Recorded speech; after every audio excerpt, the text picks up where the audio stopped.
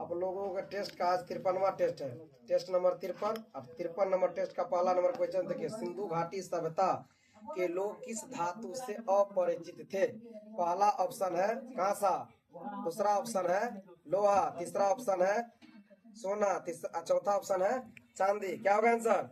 इसका आंसर होगा बी, लोहा। लोहा से अपरिचित था।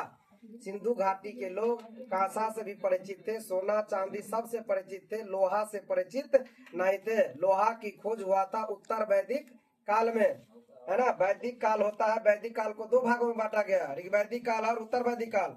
वैदिक काल का काल 1500 बीसी से 600 बीसी, 1500 बीसी से 1000 बीसी हो गया वैदिक का। वैदिक में ऋग्वैदिक काल, है ना, ऋग्वैदिक काल। और 1000 बीसी से 600 बीसी आया उत्तर वैदिक काल। तो उत्तर वैदिक काल में लोहा की खोज हुआ, और लोहा की जब खोज हुआ आमूल चूल परिवर्तन हुआ, कृषि के सर्वाधिक हुआ, कृषि के क्षेत्र में। क्लियर?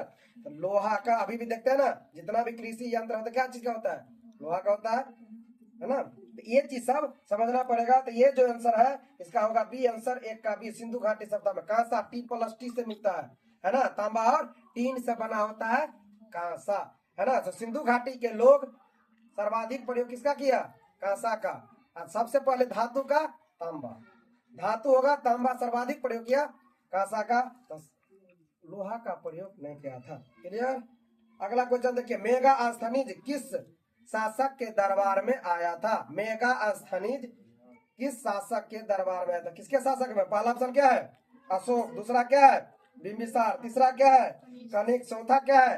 इनमें से कोई नहीं। आंसर क्या होगा? मेगास्थनीज है। मेगास्थनीज चंद्रगुप्त मौर्य से संबंधित होगा। 4 आंसर डी, इनमें से कोई नहीं। मेगास्थनीज चंद्रगुप्त मौर्य के दरबार में आया था। जो ऑप्शन में नाम नहीं है ई होगा, इनमें से कोई नहीं। चंद्रगुप्त मौर्य के दरबार में यही मेगास्थनीज इंडिका नामक पुस्तक लिखा था, जो मौर्य काल के बारे में सर्वाधिक जानकारी इसी से मिलती है ना। और ये मेगास्थनीज किसका राजदूत था? सेल्यूकस का। किसका राजदूत? सेल्यूकस का, है ना। यही सेल्यूकस चंद्रगुप्त मौर्य के समय में आक्रमण किया था, जो चंद्रगुप्त मौर्य ने हरा दिया था। और सेल्यूकस को अपनी पुत्री से विवाह करना पड़ा था, जिसका नाम था कार्नेलिया, या क्या नाम था? एक और नाम था, कार्नेलिया या हेलेना, है ना, नाम था। तो इंडिका नामक पुस्तक मेगास्थनीज ने लिखा था। तो इसका आंसर क्या होगा? डी होगा। दू का अगला देखिए 3 नंबर, 1857 के विद्रोह को किस उर्दू कवि ने देखा था? क्वेश्चन है 1857 के विद्रोह को किस कवि ने देखा था? पहला ऑप्शन में क्या है? इकबाल, दूसरा में क्या है? अजीमाबादी, तीसरा में क्या है? मिर्जा गालिब, चौथा में इनमें से कोई नहीं। इसका आंसर होगा मिर्जा गालिब। मिर्जा गालिब जो उर्दू कवि थे, उसने 1857 के क्रांति को देखा था। यही 1857 की क्रांति में मंगल पांडे ने स्टार्ट कर दिया था। कितना तारीख को? 29 अप्रैल 1857। लेकिन पूरे भारत में शुरू हुआ था 10 मई 1857 का, मेरठ से। कहां से? मेरठ से। क्लियर? अगला क्वेश्चन देखिए, इसमें झांसी से नेतृत्व किया था झांसी की रानी, कानपुर से तत्या टोपे, और ग्वालियर में झांसी की रानी की मृत्यु हो गई थी। आगे क्वेश्चन होगा। और बिहार में, बिहार से पूछे या दानापुर से पूछे तो कौन होगा? वीर कुंवर सिंह। वीर कुंवर सिंह 80 साल का उम्र में भी अंग्रेजों का दांत खट्टा कर दिया था। अगला क्वेश्चन देखिए, क्या नंबर? 5 नंबर, 4 नंबर चौथे होगा, 3 हुआ। अगला देखिए, झांसी की रानी लक्ष्मीबाई की मृत्यु कहां पर हुई थी? आ गया क्वेश्चन। झांसी, कानपुर, ग्वालियर, इनमें से कोई नहीं। तो इसमें आंसर होगा क्या? ग्वालियर, सी होगा। झांसी की रानी का निधन हुआ था ग्वालियर में 18 जून 1858 ईस्वी को। लिख लीजिएगा, 18 जून 1858 ईस्वी को झांसी की रानी का निधन हुआ था। एग्जाम में पूछा हुआ क्वेश्चन है कि झांसी की रानी का निधन कब हुआ था? 18 जून 1858, जबकि जन्म हुआ था 19 नवंबर 1828 ईस्वी को। जन्म, झांसी की रानी का जन्म 19 नवंबर 1828 को, निधन हुआ था 18 जून 1858 को। इनका नाम था मनु मणिकर्णिका, है ना। इन्हीं में कहा गया था सन 57 की वह तलवार पुरानी थी, खूब लड़ी मर्दानी वो तो झांसी वाली रानी थी। एकमात्र लड़ने वाली मर्द थी। किसने कहा था? हीरोज ने कहा था, जनरल हीरोज ने कहा था। अगला क्वेश्चन देखिए, क्या नंबर? 5 नंबर। कौन सा आयोग 1857 के विद्रोह दमन के बाद भारतीय फौज के नव संगठन से संबंधित है? कह रहा है 1857 का जो विद्रोह हुआ था उसके बाद सेना का गठन किया गया, नव गठन किया था। कौन सा आयोग संबंधित था? पहला ऑप्शन है पील आयोग, दूसरा ऑप्शन है हंटर आयोग, तीसरा है साइमन कमीशन, चौथा इनमें से कोई नहीं। क्या आंसर? पहला पील आयोग। पील आयोग का संबंध 1857 के क्रांति के बाद सेना का पुनर्गठन करने से संबंधित है। पील आयोग 1857 के क्रांति के समय, अंग्रेजों के समय गवर्नर जनरल कौन था? Lord Canning. 1856 से 1862 भारत का पहला वायसराय यही लॉर्ड कैनिंग था। इसी लॉर्ड कैनिंग के शासन काल में जो 56 से 62 तक रहा था, पहला भारत का वायसराय थे। क्लियर? आगे देखिए और क्या सब था इसमें? नहीं, ऑप्शन में और इसमें क्या था? हंटर आयोग। हंटर आयोग होगा 1882। हंटर आयोग का संबंध शिक्षा से, प्राथमिक शिक्षा से संबंधित है, जो बी ऑप्शन में है। हंटर आयोग 1882 होगा और 1882 हंटर आयोग का संबंध प्राथमिक शिक्षा से संबंधित था।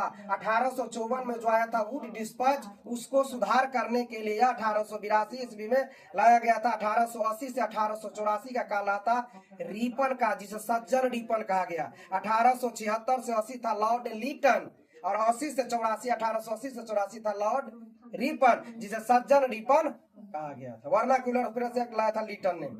ये था 82 में लाया था लॉर्ड रिपन ने, है ना। हंटर आयोग प्राथमिक शिक्षा से संबंधित था। एक हंटर आयोग कमीशन था 1919 के जलियांवाला हत्याकांड के संबंधित आया था। इसमें उसको बहुत ही, जनरल डायर को बहुत ही प्रशंसा की बात कहा गया था। अगला देखिए, उसमें जो तीसरा ऑप्शन है साइमन कमीशन। साइमन कमीशन भी बहुत इंपॉर्टेंट है एग्जाम के दृष्टि से। साइमन कमीशन का गठन 1927 में हुआ था। 8 नवंबर 1927 को साइमन कमीशन का गठन लंदन में, इंग्लैंड में हुआ था। भारत पहली बार आया था 3 फरवरी 1928 को। भारत आया पहली बार मुंबई में, बंबई जगह पहले कहा जाता था, बंबई में आया था साइमन कमीशन। और साइमन कमीशन का विरोध पहली बार वहीं पर हुआ, लेकिन सर्वाधिक विरोध भारत में लाहौर में, आज के वर्तमान पाकिस्तान के लाहौर में हुआ था। और उसी लाहौर में लौ से लाहौर, लौ से लाठी और लौ से लाला लाजपत राय, तीनों लौ है। लौ से लाहौर, लौ से लाठी और लौ से लाला लाजपत राय, मतलब पूरे हिंदुस्तान में सर्वाधिक विरोध साइमन कमीशन का लाहौर में हुआ। और लाहौर में इनका नेतृत्व कर रहे थे लाला लाजपत राय। वहीं पर अंग्रेजों की लाठी से घायल होकर कुछ दिनों के बाद उनका निधन हो गया था। और निधन से पहले लाला लाजपत ने कहा था, मेरे शरीर पर किया गया एक एक लाठी का प्रहार अंग्रेजों के ताबूत का कील साबित होगा। तो साइमन कमीशन भारत आया था 3 फरवरी 1928 को। 100 से साइमन और 100 से श्वेत। साइमन कमीशन टोटल 7 सदस्य था और 7 का 7 अंग्रेज था, इसीलिए इसे श्वेत कमीशन कहा गया, क्योंकि इसमें एक भी भारतीय नहीं होने के कारण भारतीय ने इस कमीशन का क्या किया? विरोध किया। साइमन कमीशन आया, अपना रिपोर्ट 1930 में प्रस्तुत किया था। क्लियर हो गया? सभी को ढंग से पढ़ना है, समझना है, क्योंकि एग्जाम से के दृष्टिकोण से बहुत ही इंपॉर्टेंट क्वेश्चन सब है। अगला क्वेश्चन देखिए, सब हो गया। अगला क्वेश्चन देखिए 6 का, इसका आंसर क्या बता रहे थे? 5 का पीला आयोग। 6 नंबर देखिए, कूका आंदोलन को किसने संगठित किया? गुरु रामदास, गुरु नानक, राम सिंह, इनमें से कोई नहीं। शुरू का जो 2 ऑप्शन है ये सिख धर्म के गुरु है ना। आंसर होगा सी, 6 का सी होगा, राम सिंह। राम सिंह कूका आंदोलन को संगठित किया था राम सिंह। कूका आंदोलन संबंधित है पंजाब राज्य से। कौन नाम से? पंजाब राज्य से, है ना, पंजाब राज्य से संबंधित। जबकि पहला जो ऑप्शन है गुरु रामदास या सिख धर्म के चौथे गुरु है। पहला गुरु नानक है, दूसरा क्या है? लाना है, जगड़ा कहते हैं, लाना का नाम है अंगद, तीसरा है अमरदास, चौथा है रामदास, पांचवा है अर्जुन देव, छठा है हर गोविंद, सातवां है हर राय, आठवां है हर किशन, है ना, और नौवां है गुरु तेग बहादुर, 10वां है गुरु गोविंद सिंह। तो इसमें आंसर होगा राम सिंह। राम सिंह को भी भारत से बाहर निर्वासित जीवन के लिए अंग्रेजों ने भेज दिया था म्यांमार के रंगून। और मुगल बादशाह अंतिम बहादुर शाह द्वितीय जफर को भी निर्वासित जीवन के लिए भेज दिया था। कहाँ? भारत से बाहर रंगून। अगला क्वेश्चन देखिए 7 नंबर, भारत में पुरुष प्रवास का कारण क्या है? प्रवास का मतलब होता है एक स्थान से दूसरे जगह, चाहे रोजगार के लिए गया हो, पढ़ने के लिए गया हो, या जिस भी उद्देश्य से गया हो, प्रवास का मतलब वही होता है। तो यहाँ पर पूछ रहा है कि भारत में पुरुष प्रवास का कारण क्या है? शिक्षा, रोजगार, व्यवसाय, ऑल। डी में ऑप्शन है ऑल, इनमें से कोई नहीं। तो आंसर होगा डी ऑल। सभी के लिए लोग जाता है, पटना जाता है, दिल्ली जाता है, कोटा जाता है, पढ़ने के हिसाब से भी वही भी प्रवास है। रोजगार के ख्याल से भी जाता है, दिल्ली, बम्बई, पंजाब, ये सब है। व्यवसाय करने के दृष्टिकोण से भी जाता है लोग व्यवसाय। ये सब क्या हो गया? प्रवास का मुख्य कारण है। तो आंसर होगा डी ऑल। अगला क्वेश्चन देखिए, भारत में जनगणना का महान विभाजक वर्ष है। महान विभाजक वर्ष है, पहला ऑप्शन है 1951, दूसरा है 1931, तीसरा है 1921, इनमें से कोई नहीं चौथा। तो आंसर होगा सी 1921। मतलब महान विभाजक का मतलब है जनसंख्या बहुत कम हुआ था, इसलिए महान विभाजक का दर्जा दिया गया था 19में। महान विस्फोटक होगा तो 1951 से 1980, मतलब आजादी के बाद सबसे ज्यादा विस्फोट हुआ था जनसंख्या में, 51 से 80 तक, है ना, 30 साल। तो ये होगा आंसर होगा, इसका आंसर 21। अगला क्वेश्चन देखिए, भारतीय संविधान की प्रकृति। 9 नंबर, भारतीय संविधान की प्रकृति है।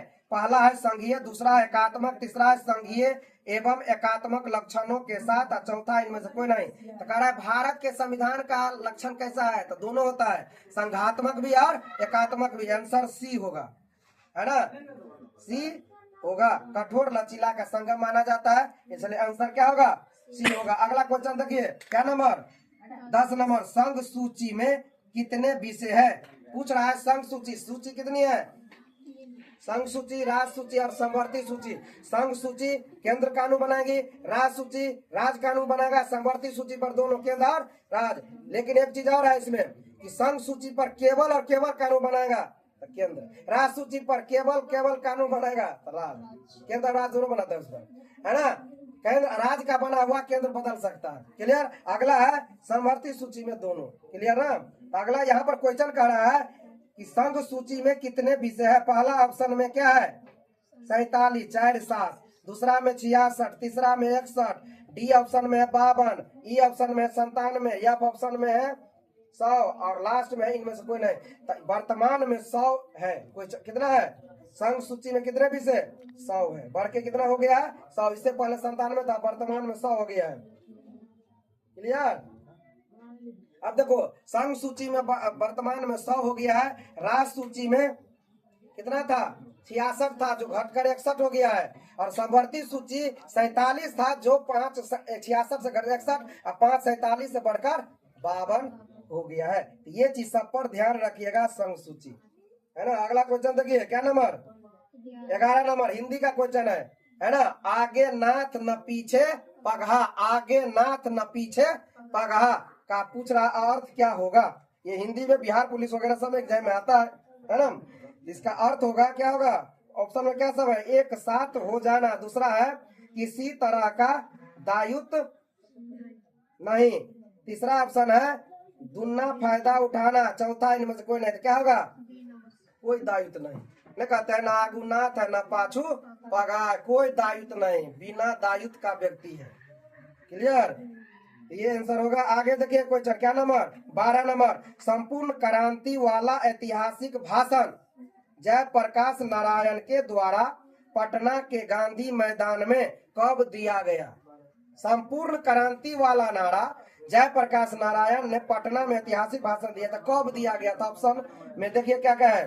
5 जून 1974, 5 जून 1978, 5 जून 1976 है, और अगला ऑप्शन है 5 जून 1980। क्या होगा? आंसर होगा 74 में 5 जून 1974। 5 जून 1974 को ऐतिहासिक पटना के गांधी मैदान में, है ना, जयप्रकाश नारायण ने संपूर्ण क्रांति का नारा दिया था। बहुत बड़ी रैली हुई थी, जेपी आंदोलन के नाम से प्रसिद्ध हुआ। संपूर्ण क्रांति का नारा दिया, और इसी क्रांति के बाद इंदिरा गांधी की सत्ता को उखाड़ के फेंक दिया था 77 में, है ना। 74 में हुआ था, कहते हैं जेपी आंदोलन। जेपी जयप्रकाश नारायण को कहा जाता है। जयप्रकाश नारायण बिहारी थे, इन्हें नहीं कहा था, है ना, पार्टी कैसा हो, पार्टी विहीन समाधि हो, दल हो, है ना, राज्य में।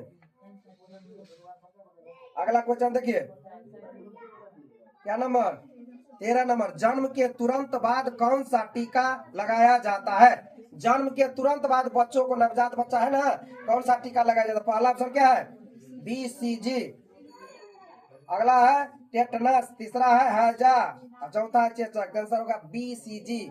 BCG का टीका दिया जाता है खास करके टीबी रोग से बचाने के लिए, BCG। बैसिलस कॉलमेट ग्यूरिन होता है, BCG का टीका दिया जाता है 1 सप्ताह के भीतर।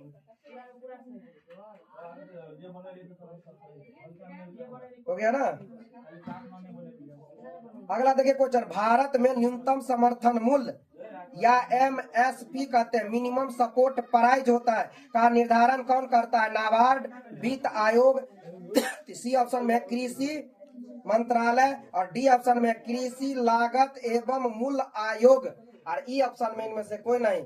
करा MSP या किसानों को दिया जाता है, अत्यधिक फसल बर्बादी हो गया या फसल नष्ट हो गया, है ना, इस सब से, या ज्यादा उपज गया तो वैल्यू कम हो गया, तो सरकार के द्वारा एक प्राइस फिक्स किया जाता है, कितना पर आप हमको बेच दीजिए, है ना, हम इतना प्राइस आपको देंगे, तो मिनिमम सपोर्ट प्राइस कहते हैं। तो इसका आंसर होगा डी, कृषि लागत एवं मूल्य आयोग के द्वारा MSP जारी किया जाता है, या कृषि मंत्रालय के अधीन काम करता है भारत सरकार। अभी भारत का कृषि मंत्री कौन है, कौन है जो भारत में मामा के नाम से प्रसिद्ध है।